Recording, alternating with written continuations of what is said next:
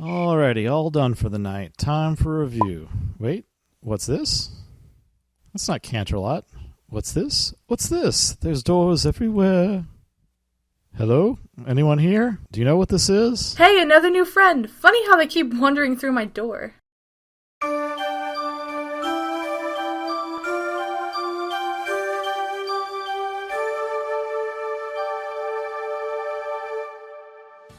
I suppose. What is that place? Ah, that place is called The Rift. All those doors lead to different reviewers. That's a bad name for it. Should be called the Nexus. Or heck, even the Hallway would be more apropos. Or Apro Amateur. Hey, I did name it. Okay, so I guess I should just... Hey, wait a second. Are you one of those, stage 2 changelings? I don't know if that's an official name or anything, but yes. Fascinating. These wings seem more insectile than avian. I've heard they have to beat very fast. Is that true? Well, And this horn, is it more like a unicorn horn or more like an antenna? Are there nerves in it? Do you feel anything when I do this? Hey, personal space. Sorry, but it's so fascinating. What did you used to look like? Like this. I know I keep saying this, but fascinating. I've never seen any sort of changeling up close before. Well, that I know of. What if... Sorry to interrupt, but I was about to review Legends of Everfree. Since you're here, would you like to help? Oh, yes, I was about to do so myself. I would love a chance for a more thorough examination, but perhaps another time. Maybe. Let's just get to it. Wait, that's not the beginning. Oh yeah, I guess this bit was there. Twilight, wake up! Hope that wasn't too scary for you.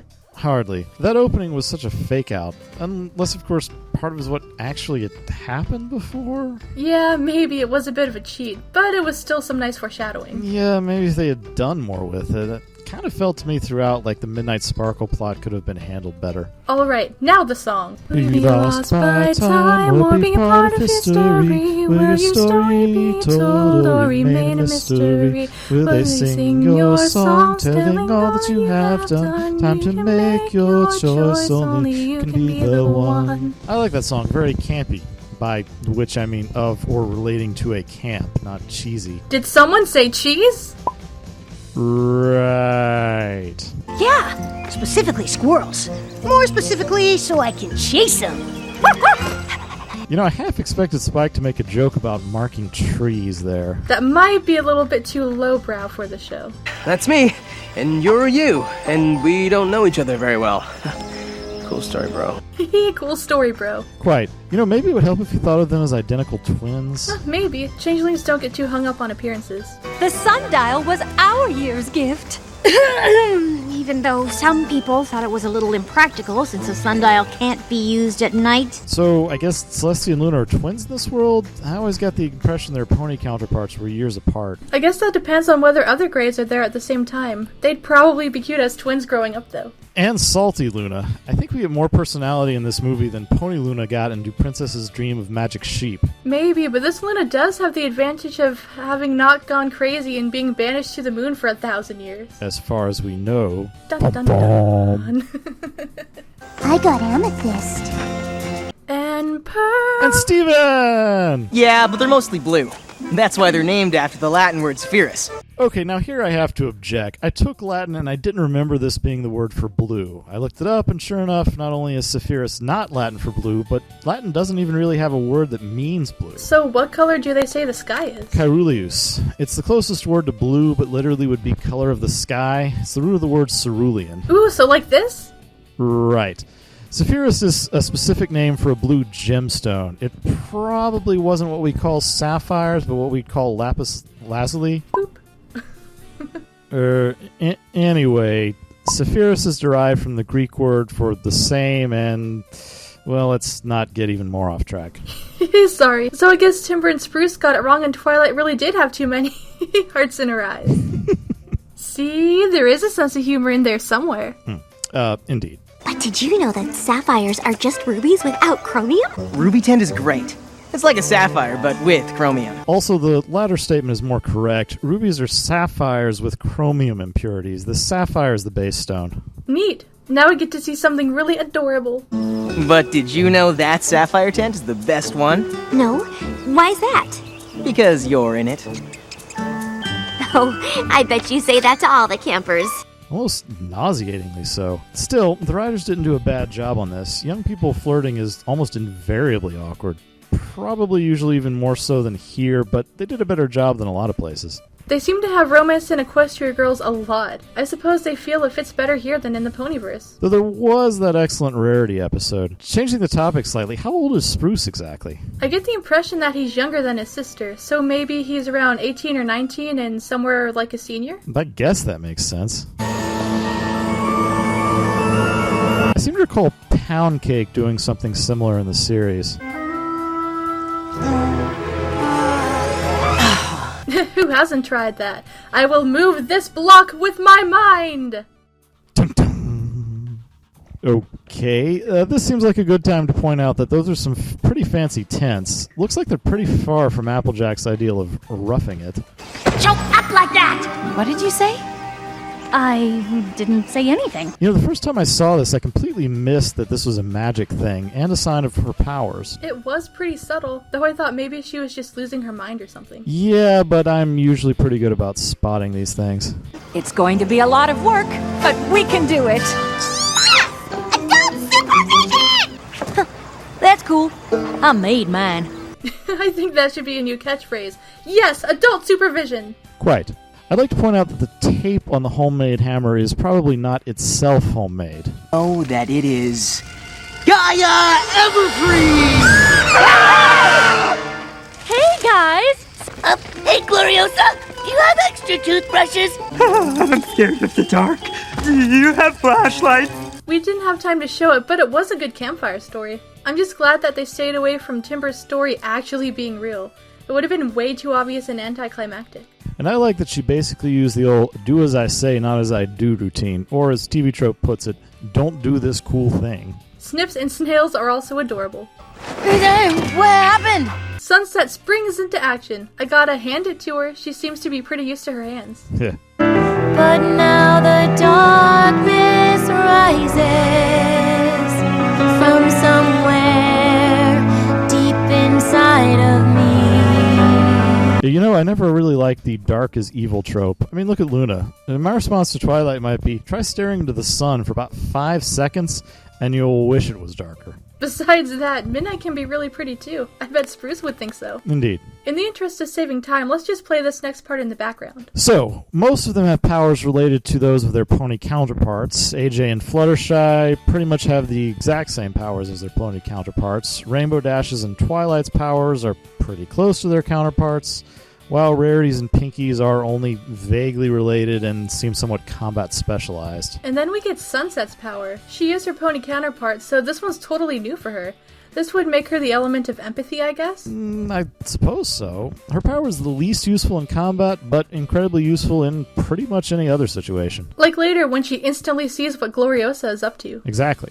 Applejack, I was looking for you. Here, I brought you some towels and dry clothes. Yeah, the only article of clothing she seemed to get there was a hat. I guess that's clothes? Right, but those benches, not clothes. Nice meta reference. Sunset said something at camp is causing the other girls to get new magic. I think it's Midnight Sparkle. The last time I tried to use it, it turned me into a monster. So what we have here is a classic confirmation bias. Twilight has already decided that this stuff is because of her, and thus she interprets everything in that light. And plus there are good monsters, like Grover. There's a good monster. Or Orthros, technically a monster. Legit, huh? I think we just found our Gaia Everfree.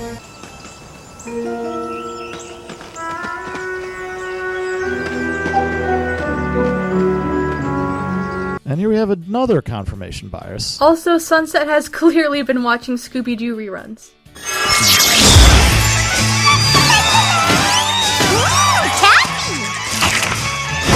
We see into Pinkie Pie's mind. Oh, isn't it just perfect? In a disturbing sort of way. What if it turns out that they could actually make things better? Let it ignite in just 5 seconds flat. How from the magic that can help protect from any threat. Now Now see, the first thing I thought here was that for training Rarity's power, obviously we have to train her by throwing rocks at her.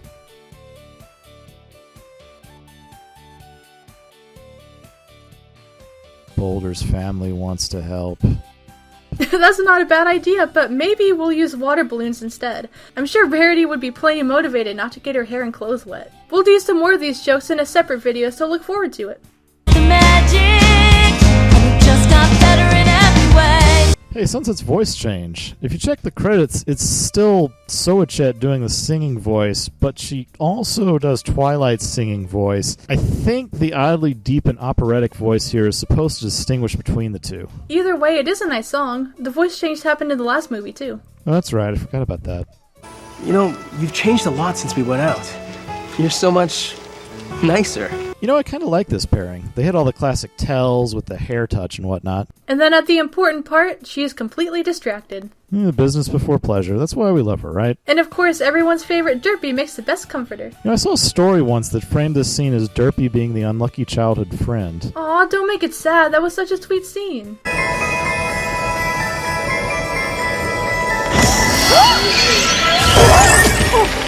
Hey, there's one of those times where Sunset's power is useful. Yep, here's a question though. Why not try to make the place look haunted? People love a haunted camp, but a resort might suffer from that. Well, it might, but how long would it take for word to get around? They didn't really have much time.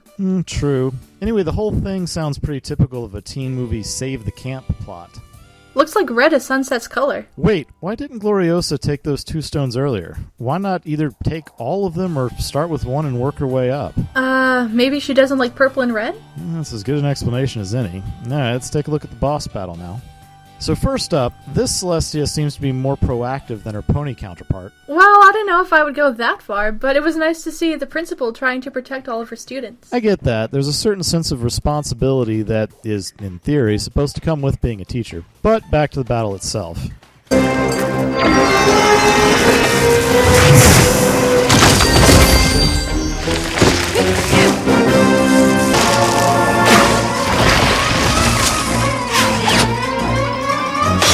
You know, if they had trained better, they'd have been a lot more effective. Ooh, Rarity has something like Steven's bubble. I guess that makes sense because she loves gems. Nice. Anyway, it's much more like the classic beehive shield than Steven's bubble. Camp Everfree is absolutely delightful, but I just don't know that I'm quite ready to give up my weekly trips to the spa. To the spa? To the spa! That isn't your sister. It's someone who's been consumed by equestrian magic. Apparently Gloriosa really hates spas. Also, from what we've seen, it kind of is Gloriosa. This will come up more in a minute, but for now, what I half expected was for Flash, or maybe more like Timber, to pretend like they liked her idea and then go to shake her hand or hug her, and then make a grab for the gems when she got close. For narrative reasons, I guess the attempt couldn't have worked, but at least we wouldn't have had male damsels in distress. Oh, there's something to be said for role reversal. Yeah, but Timber trying something like that seemed to fit pretty well. Well, fanfic time, I guess.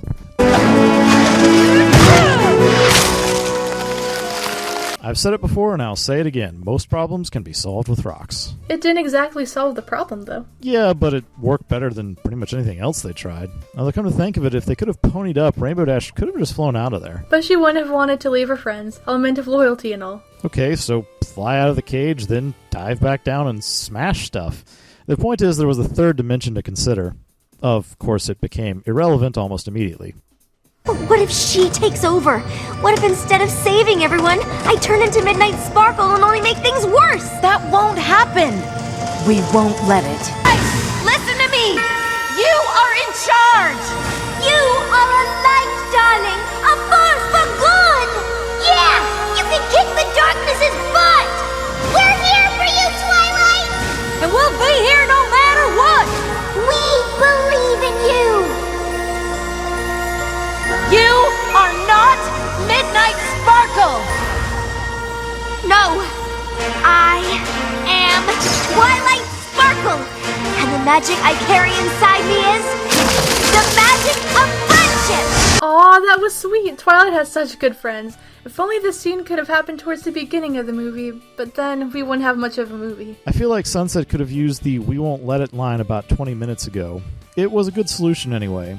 This seems like a good time to mention that Twilight apparently remembers everything she did as Midnight, but a little later, Gloriosa seems to have forgotten what happened after she went full-on witch mode. I find it strange that out of the 4 Equestria Girls movies, 3 of them have main villains who were corrupted with equestrian magic, but the other 2 did remember what they did. Maybe there's something different with the magic Gloriosa stole? Maybe, but I'm not convinced that's it. Remember, Sunset was already corrupt. The magic may have amplified it, but she had already chosen her path by that point. We now have 2 clear examples of equestrian magic corrupting natural humans, but then 5 examples of it not doing so. At least some of it probably has to do with the magic belonging to them.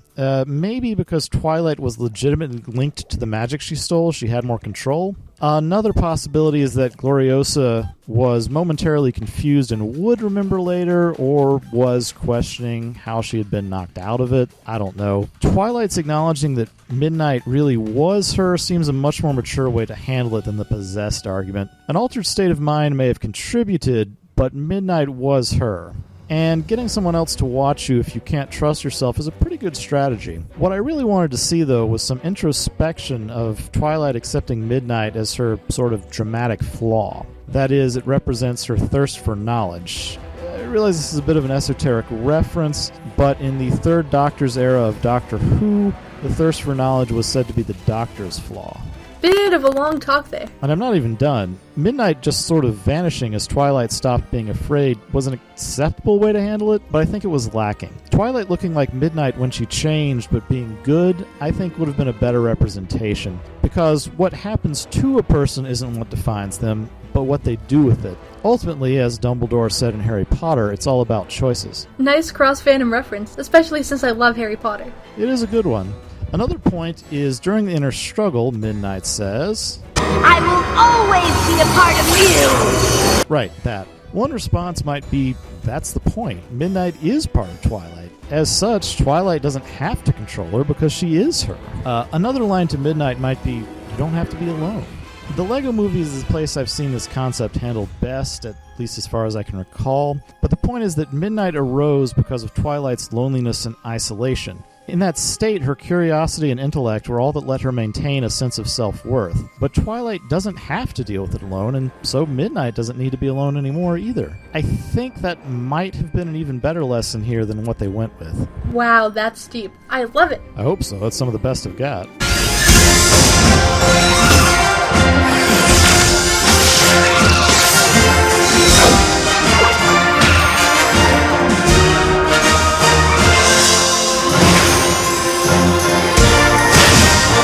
And now it's a magical girl show! Cue the Sailor Moon music! Fighting evil by moonlight, Yume no nakanara ieru. never running from a real fight. She is the one named Sailor Moon. Moving on, is it just me or does Sunset's outfit look like something from the Fire Nation? Like the Fire Lord's clothes? You know, it kinda does. If camp meant so much to you two, maybe it meant as much to the other campers who came here in years past. And maybe we can get them to help save it. Oh, like a fundraiser? Or a song! Our band could play! I could help write a new song just for the occasion. You know, I can't help but think that Gloriosa or Timber really should have come up with this plan rather than the weird magic vines thing. Well, when all you have is a hammer. You apparently turn the hammer into magic vines and hold people prisoner. Apparently indeed. Next we have a sequence of how their powers help them prepare for the fundraiser. I really love this scene, especially because of the song. The song isn't my favorite, but it's not bad. Anyway, super speed is a really awesome power. I've thought so since I first watched the old Saturday morning Sonic the Hedgehog cartoon. And Twilight reads while making out invitations. She's really just showing off now. And what's up with Timber and Gloriosa here? I'd never do that with my sister, although I might rest my chin on her head to tease her. Yeah, but you didn't grow up in the middle of nowhere with no other permanent residents around. Thank goodness. I'm really glad I met you. Uh-oh. What? That sounds like a goodbye. And here I was hoping we'd still be able to hang out. Oh, sorry. I need to borrow Timber. There are some donors I really want him to meet. So this is the transitive property of saving, to use math terms. And Gloriosa really knows how to spoil a good mood. I wonder if she has problems with her brother seeing someone or if it was just bad timing. It also did really sound like goodbye, but didn't they leave it kind of weird? They did. I wonder if the upcoming specials will address this at all. Or Flash and Sunset, which makes a lot more sense to me. Love at First Sight really doesn't make a whole lot of sense to me. Agreed. I always find it better to be friends before jumping into a romantic relationship. Perhaps we'll see more of that here. Now I know the diehard Sunset Twilight shippers will latch onto that teasing and blushing. So we sort of see where the magic stones come from. When did the portal thing get cracked? I want to see more of this. I'm pretty sure it was when Midnight Sparkle was opening portals everywhere. The real question is, why would a crack there affect something miles away like that? What if the cave corresponds to the location of the Tree of Harmony in Equestria? It's not a bad theory. Hopefully we'll see some follow-up on this. Honestly, I could see this being a whole series. I'd really like to see that. Let's take a look at some of the things from the credits. For rain clouds will clear the way for the sunny sky. Oh, shines eternal. Aw, Timber is the Picasso of macaroni art. Hey, that's right. I missed that the first time I saw this. Isn't the saying "Hope springs eternal"? I guess you couldn't copyright that. Rainbow Dash singing about clearing clouds? That's a nice touch. And one last thing. Let's celebrate!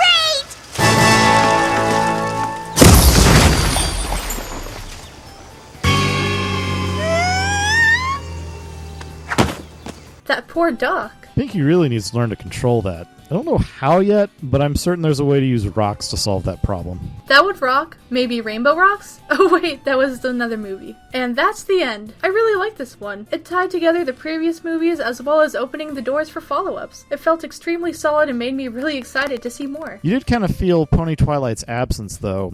She wasn't even consulted via notebook as she was in the last movie. I really wanted to see the two Twilights interacting, much as that may have given the voice actress fits. They really did do a lot with human Twilight, though. She's not used to having friends she can count on, and she's worried about hurting them. She didn't want to put them in danger, or at least didn't want to worry them, so she isolates herself and even almost friends away. I know what that's like, not wanting to worry your friends with your problems. And I know what it's like trying to get friends to share their problems. It's like pulling teeth. Anyway, some of the powers are really interesting. Super speed and strength have, of course, been done to death, but the others are a bit rare. Pinky's kind of reminds me of Jubilee from the X-Men. I agree that they were interesting. Sunset's has some real potential. Though I wonder if we'll ever see human Sunset join the mix, similarly to how human Twilight did. I also wonder what would have happened if she had read Flash Sentry's mind by accident during their talk. A lot of blushing? It seems to hone in on what they're thinking most strongly of at that moment, but in that situation, that doesn't really help. Well, this was a lot of fun. Thanks for happening to find my door in the rift. You want to end with a song? When in doubt, end with a song, I say. And I think there's only one song that'll do. Of course. Roll the credits. My little pony, my little pony.